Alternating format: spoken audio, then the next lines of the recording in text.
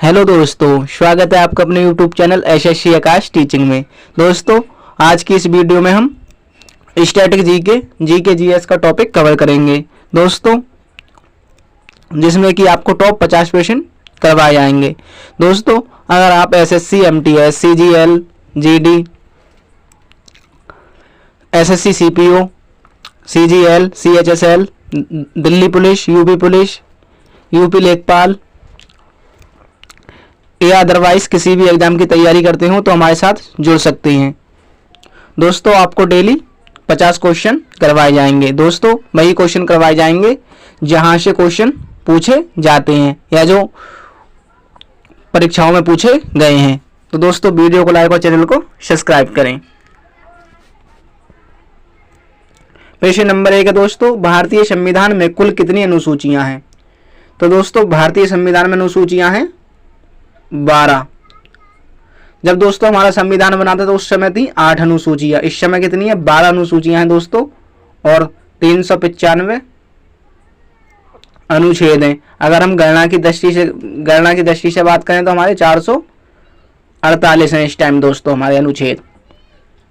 और दोस्तों भाग की बात करें तो भाग है हमारे 22। अगला प्रश्न है दोस्तों, सूर्य के प्रकाश को चंद्रमा से पृथ्वी तक पहुंचने में कितना समय लगता है? तो दोस्तों, सूर्य के प्रकाश को चंद्रमा से पृथ्वी तक पहुंचने में लगता है 1.3 सेकंड का समय। 1.3 सेकंड 1.3 सेकंड। अगला प्रश्न है दोस्तों, मध्य प्रदेश में स्थित पन्ना के खाने किस खनिज के लिए प्रसिद्ध है? तो दोस्तों, पन्ना की खाने प्रसिद्ध है हीरा के लिए। ऑप्शन डी, ऑप्शन हमारा हीरा राइट आंसर है। अगला प्रश्न है दोस्तों, जय जवान जय किसान जय विज्ञान का नारा किसने दिया? तो दोस्तों, जय जवान जय किसान जय विज्ञान का नारा दिया था अटल बिहारी वाजपेयी ने। अगला प्रश्न है दोस्तों, निम्नलिखित में से किस देश को नील नदी का उपहार कहा जाता है? तो दोस्तों, नील नदी का उपहार कहा जाता है मिस्र को।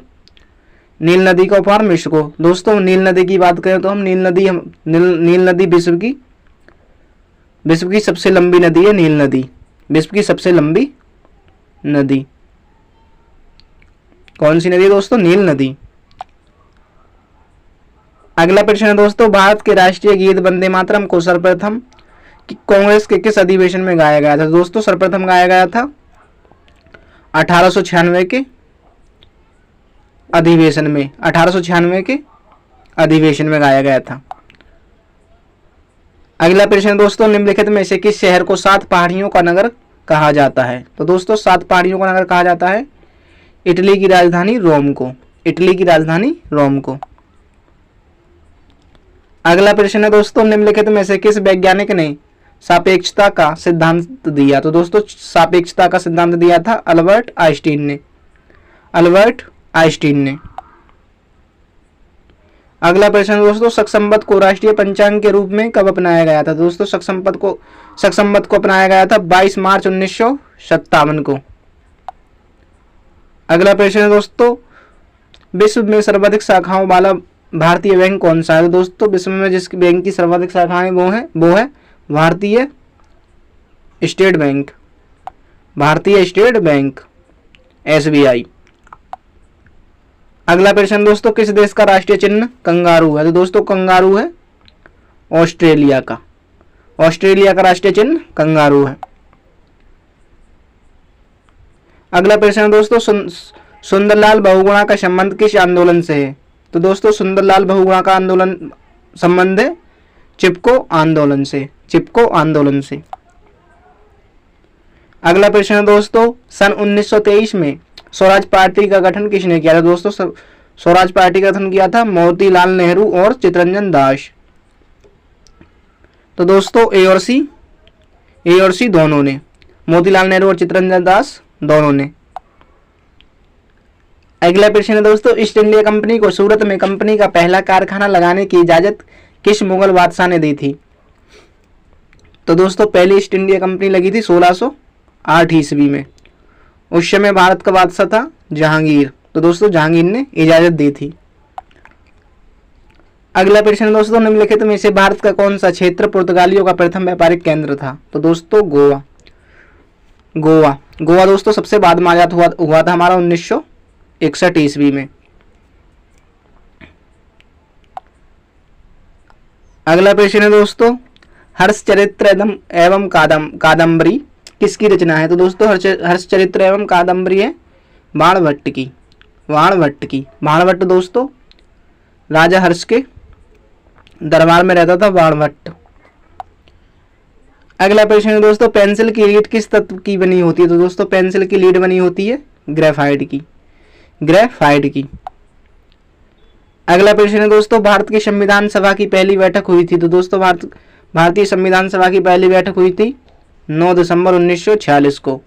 दूसरी हुई थी दोस्तों 11 दिसंबर 1946 को। पहली हुई थी 9 दिसंबर 1946, दूसरी हुई थी 11 दिसंबर 1946 को। अगला प्रश्न दोस्तों, खुदाई से प्राप्त अशोक के अधिकांश शिलालेख किस लिपि में लिखे गए हैं? तो दोस्तों अशोक के ज्यादातर अभिलेख लिखे गए हैं ब्राह्मी लिपि में। अगला प्रश्न है दोस्तों, शुष्क तेल में क्या पाया जाता है? शुष्क सेल में क्या पाया जाता है? तो दोस्तों शुष्क सेल में पाया जाता है अमोनियम सल्फेट। अगला प्रश्न है दोस्तों, मानस राष्ट्रीय उद्यान किस भारतीय राज्य में स्थित है? तो दोस्तों मानस स्थित है असम में। अगला प्रश्न दोस्तों, विश्व का सबसे बड़ा डाक तंत्र किस देश में है? तो दोस्तों विश्व का सबसे बड़ा डाक तंत्र है भारत में। विश्व का सबसे बड़ा डाक तंत्र वाला देश है भारत। गंधक के साथ रबड़ को गर्म करने की क्रिया क्या कहलाती है? बल्कनीकरण। क्या कहलाती है? बल्कनीकरण। अगला प्रश्न दोस्तों, जवाहरलाल नेहरू के नेतृत्व में भारत में अंतरिम सरकार का गठन कब हुआ था? तो दोस्तों 1 सितंबर 1946 को हुआ था। अगला प्रश्न है दोस्तों, सत्यशोधक समाज की स्थापना किसने की थी? तो दोस्तों सत्यशोधक समाज की स्थापना की थी ज्योतिराव फूले ने। अगला प्रश्न है दोस्तों, भारत में प्रोजेक्ट टाइगर की शुरुआत किस वर्ष हुआ था? 1973 ईस्वी में। 1973 ईस्वी में भारत में प्रोजेक्ट टाइगर शुरू हुआ था। अगला प्रश्न है दोस्तों, प्याज और लहसुन में किस तत्व की उपस्थिति के कारण उसमें से तेज गंध आती है? तो दोस्तों सल्फर की उपस्थिति के कारण प्याज और लहसुन में से तेज गंध आती है। अगला प्रश्न है दोस्तों, तमिलनाडु और आंध्र प्रदेश के तट को क्या कहा जाता है? तो दोस्तों तमिलनाडु और आंध्र प्रदेश के तट को कहा जाता है कोरोमंडल तट।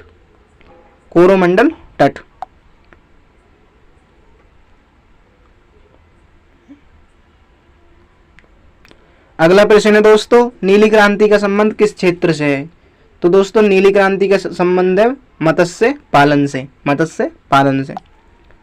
अगला प्रश्न है दोस्तों, भारत में सर्वाधिक मूंगफली का उत्पादन किस राज्य में होता है? तो दोस्तों भारत में सर्वाधिक मूंगफली का उत्पादन होता है गुजरात राज्य में। अगला प्रश्न दोस्तों, निम्नलिखित में से किस ग्रह को पृथ्वी की जुड़वा बहन कहते हैं? तो दोस्तों पृथ्वी की जुड़वा बहन कहते हैं शुक्र को। शुक्र। अगला प्रश्न है दोस्तों, विटामिन ई का रासायनिक नाम क्या है? तो दोस्तों विटामिन ई का रासायनिक नाम है टैकोफेरल।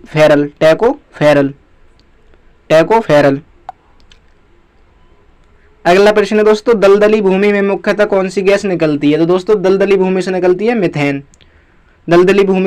Methane gas. अगला प्रश्न है दोस्तों, भारत में हरित क्रांति का जन्मदाता किसे कहा जाता है? तो दोस्तों भारत में हरित क्रांति का जन्मदाता कहा जाता है डॉक्टर नॉर्मन बोरलॉन्ग को। अगला प्रश्न है दोस्तों, 1984 में हुई भोपाल गैस त्रासदी किस गैस के रिसाव के कारण हुई थी? तो दोस्तों मिथाइल आइसोसाइनेट के कारण। अगला प्रश्न है दोस्तों, मुस्लिम लीग की स्थापना किस वर्ष की गई थी? तो दोस्तों मुस्लिम लीग की स्थापना की गई थी 1906 ईस्वी में। मुस्लिम लीग की स्थापना 1906 ईस्वी में। अगला प्रश्न है दोस्तों, भारत का प्रथम वायसराय कौन था? तो दोस्तों भारत का प्रथम वायसराय था लॉर्ड कैनिंग। लॉर्ड कैनिंग थे भारत के प्रथम वायसराय। अगला प्रश्न है दोस्तों, निम्नलिखित में से किस मुगल शासक ने हिंदू तीर्थ यात्रा कर को समाप्त कर दिया था? तो दोस्तों हिंदू तीर्थ यात्रा कर को समाप्त किया था अकबर ने। अकबर ने किया था दोस्तों। अगला प्रश्न है दोस्तों, किस वायसराय ने विलय की नीति लागू की थी? दोस्तों विलय की नीति लागू की थी लॉर्ड डलहौजी ने। लॉर्ड डलहौजी ने दोस्तों, जिसमें इसने सबसे पहले सतारा को मिलाया था। अगला प्रश्न है दोस्तों, कर्नाटक के श्रवणबेलगोला में किस जैन संत की विशाल प्रतिमा स्थापित है? तो दोस्तों गोमतेश्वर की स्थापित है, गोमतेश्वर की। अगला प्रश्न है दोस्तों, भारत में पंचायत का सदस्य बनने के लिए न्यूनतम आयु सीमा कितनी होनी चाहिए? तो दोस्तों पंचायत का सदस्य बनने के लिए 21 वर्ष। कितनी आयु होनी चाहिए? 21 वर्ष। अगला प्रश्न है दोस्तों, जून से सितंबर के दौरान तैयार होने वाली फसलें क्या कहलाती हैं? खरीफ की फसलें। क्या कहलाती हैं? खरीफ की फसलें। और जो फसलें अक्टूबर नवंबर से मार्च अप्रैल तक होती हैं वो कहलाती हैं रबी की फसलें। अगला प्रश्न है दोस्तों, स्वतंत्रता के बाद देशी रियासतों को के एकीकरण का उत्तरदायित्व किसे दिया गया था? तो दोस्तों जिन्होंने हमारी सभी रियासतों को 551 रियासतों को एक किया था वो थे सरदार वल्लभ भाई पटेल। सरदार वल्लभ भाई पटेल। अगला प्रश्न है दोस्तों, सन 1815 के 15 ईस्वी में कलकत्ता में आत्मीय सभा की स्थापना की थी। तो दोस्तों आत्मीय सभा की स्थापना की थी राजा राम मोहन राय ने। राजा राम मोहन राय ने की थी दोस्तों आत्मीय सभा की स्थापना। अगला प्रश्न दोस्तों, नीरज चोपड़ा का संबंध किस खेल से है? तो दोस्तों नीरज चोपड़ा का संबंध है जैवलिन थ्रो से। जैवलिन थ्रो से ये दोस्तों ये भारत को नीरज चोपड़ा स्वर्ण पदक जिता चुके हैं दोस्तों, स्वर्ण पदक जिता चुके हैं। अगला प्रश्न है दोस्तों, किस मुगल शासक ने सिख गुरु तेग बहादुर की हत्या करवा दी थी? तो दोस्तों गुरु तेग बहादुर की हत्या करवाई थी औरंगजेब ने। अगला प्रश्न है दोस्तों, किस मुगल बादशाह के शासनकाल में चित्रकला अपनी चरम सीमा पर पहुंच गई थी? तो दोस्तों चित्रकला अपनी चरम सीमा पर पहुंची थी जहांगीर के शासनकाल में। किसके शासनकाल में? जहांगीर के शासनकाल में। अगला प्रश्न है दोस्तों, हुमायूंनामा पुस्तक की रचना किसने की थी? तो दोस्तों हुमायूंनामा लिखी थी गुलबदन बेगम ने। हुमायूं की बहन थी गुलबदन बेगम। अगला प्रश्न है दोस्तों, किस गुप्त शासक ने नालंदा विश्वविद्यालय की स्थापना की थी? तो दोस्तों नालंदा विश्वविद्यालय की स्थापना की थी कुमार गुप्त ने। गुप्त वंश के शासक थे कुमार गुप्त। अगला प्रश्न है दोस्तों, भगवान विष्णु को समर्पित पुरी का जगन्नाथ मंदिर किस भारतीय राज्य में स्थित है? तो दोस्तों उड़ीसा में। पुरी का जगन्नाथ मंदिर स्थित है उड़ीसा राज्य में।